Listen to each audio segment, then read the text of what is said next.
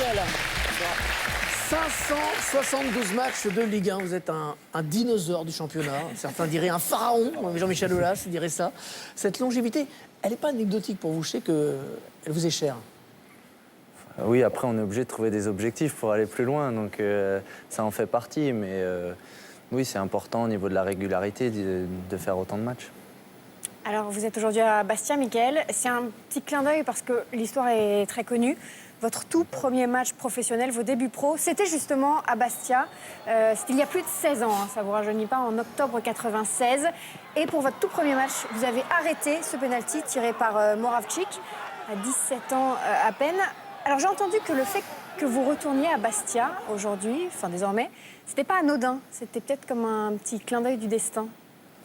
Oui, c'est vrai. Je trouve que c'est une belle histoire que de repasser par Bastia. Au-delà du Figatello Corse, c'est aussi pour le projet sportif parce que ce soit le discours du coach, du staff ou du président, il y a beaucoup de respect, il y a beaucoup d'envie de progresser, de faire avancer le Sporting. Et c'est ça qui m'a séduit. Et le mois que je viens de passer confirme vraiment ça. Alors, vous avez fait, avant d'aller à Bastia, quelque chose de rare, c'est de quitter votre club de votre propre initiative, alors que vous étiez en cours de saison. Vous avez toujours aimé vous engager, beaucoup vous investir, que ce soit à Nantes, au PSG ou à Lille, les grands clubs dans lesquels vous avez joué. Est-ce que vous avez déjà une âme de dirigeant, en fait ? Déjà, pour quitter un club dans ces conditions-là, il faut aussi que le club soit d'accord. Donc, il n'y a pas que moi qui ai eu cette volonté-là. À part quand on est en fin de contrat, où c'est le seul moment où finalement on est seul à jouer. Là, ce n'était pas le cas. Mais oui, je vis pleinement les projets dans lesquels je suis. Je m'engage, je prends du plaisir à travers des projets qui me correspondent.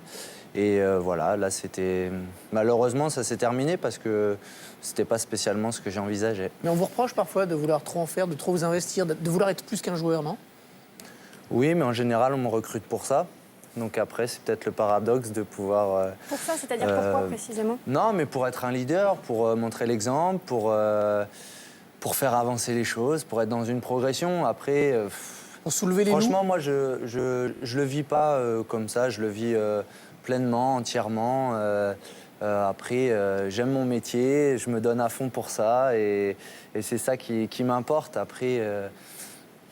C'est aussi le football qui fait qu'il y a des réseaux, il y a des directions que l'on prend pas, il y a des choix que l'on fait. Moi, en tout cas, j'assume les miens et je fonce pour ça. Alors, votre choix, c'était justement de porter désormais le maillot bleu du Sporting Bastia. Il y a aussi le maillot bleu de l'équipe de France, puisque vous avez été rappelé par Didier Deschamps pour être le 3e gardien, c'est-à-dire clairement celui qui ne joue jamais. Comment ça se passe quand il y a des stages, des rassemblements de l'équipe de France ? Vous savez que vous n'allez pas jouer. Vous êtes quand même content d'y aller ? Ouais, ça me va très bien. Déjà, j'ai la chance d'être avec Hugo et Steph qui sont, au-delà de leur qualité de gardien de but, des super mecs avec qui ça se passe bien. Ça se passe bien avec Franck Raviot aussi. Donc, moi, j'essaie de à la fois me mettre à la disposition, à la fois apporter mon expérience, que ce soit avec les gardiens et aussi avec les joueurs, et pour vivre une belle aventure. Parce que c'est pour moi un métier qui est exceptionnel quand on est sur le terrain, donc je suis hyper heureux de rejoindre l'équipe de France. Mickaël et les Bleus, c'est une longue histoire. Hein. Première sélection il y a presque 13 ans. Ouais. Et finalement, au bout du compte, seulement 11 sélections, 11 fois sur le terrain. C'est frustrant un peu ? Non, c'est mon histoire qui est comme ça. Aussi, c'est le poste qui veut qu'il y en ait qu'un qui joue. C'est être capable aussi, en fonction des objectifs à atteindre, d'accepter d'être numéro 2 et de faire ce qu'il faut pour être numéro 2 à une période, d'être numéro 3. Dans chaque poste, il y a un rôle. 3, c'est différent. 2, c'est différent. Numéro 1, c'est différent. En sélection, moi, en tout cas, j'estime que ce qui est essentiel, c'est d'être à la disposition et de pouvoir me mettre au service de la place qu'on me donne. En club, peut-être que c'est autre chose et je ferai des choix différents. Mickaël Landreau, le plus expérimenté des joueurs de Ligue 1. On parlera avec vous de Bastia, on vous entendra sur divers points d'actualité. On sait que vous avez généralement des avis bien tranchés sur les choses. De l'âge encore, Roten, est-ce qu'il fait encore les 2 centres, les 2 passes qu'il délivre? On Ouais. fait le parallèle tout à l'heure avec Beckham, on aurait pu rajouter C'est vrai, Roten. c'était une passe beckhamienne. Oui, mais sans courir énormément, mais on peut Peut-être encore que jouer au Beckham football. faire des passes roteniennes. On peut encore jouer au football à 37 ans ou à 38 ans Et- quand on est en bonne santé. Événement, Michael vient de boucler son premier match avec Bastia sans prendre de but. Alors vous devez Ah avoir ouais, il a au l'impression... moins 100 minutes d'invincibilité. Et il va au parc vendredi. Ouais. Normalement, tout devrait bien se passer. Vous devez avoir l'impression d'avoir signé en Bourgogne, parce qu'avec Bastia, vous avez joué à Guignon d'abord, à Auxerre ensuite, toujours pas à Bastia, au bout À de Sens, 3 la semaine. semaines, un mois de présence, c'est bizarre, non? C'est vrai que c'est un peu paradoxal et par contre il y a une grosse attente et Ce sera dans 2 qu'on semaines a contre vraiment- Nice. On a vraiment hâte de jouer là-bas et moi le premier bien sûr. Alors vous êtes arrivé dans la tourmente, hein, dans un club qui venait d'être frappé justement par ces sanctions disciplinaires, ces terrains suspendus, avec des incidents à répétition. Ça ne vous a pas effrayé au moment de signer? Non, pas spécialement. J'ai toujours senti dans le discours du coach et des dirigeants des gens qui avaient envie d'avancer, qui avaient envie de faire grandir le club, qui me permettaient de prendre du plaisir.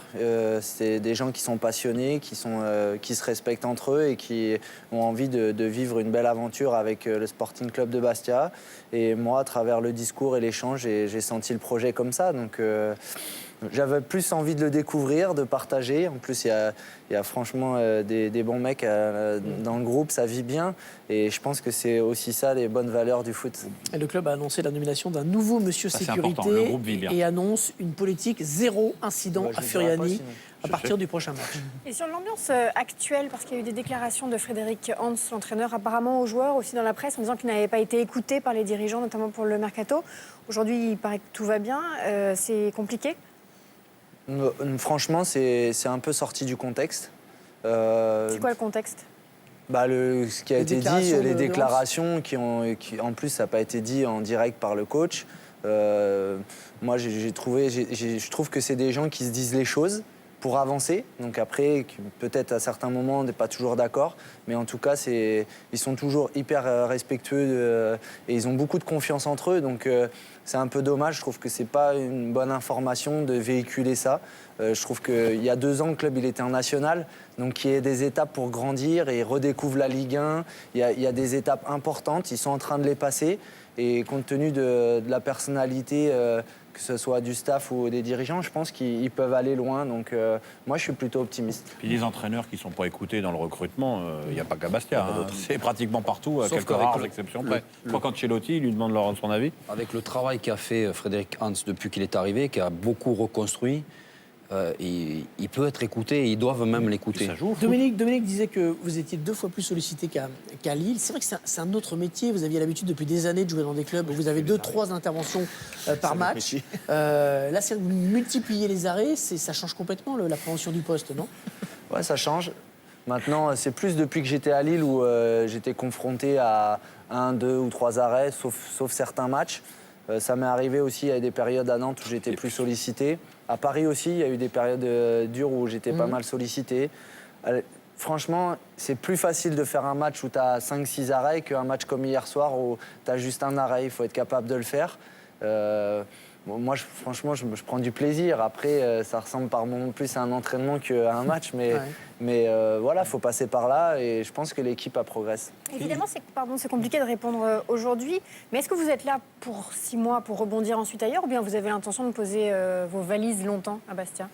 Longtemps, je ne sais pas jusqu'à quel âge je vais jouer, mais je suis dans la réflexion plutôt de rester si tout continue d'avancer, s'il y a un projet qui est intéressant. Après, ça va être un échange avec le staff, le club, les dirigeants, pour savoir si on est dans cette continuité-là. Vous aurez 34 ans en mai. Tout à fait.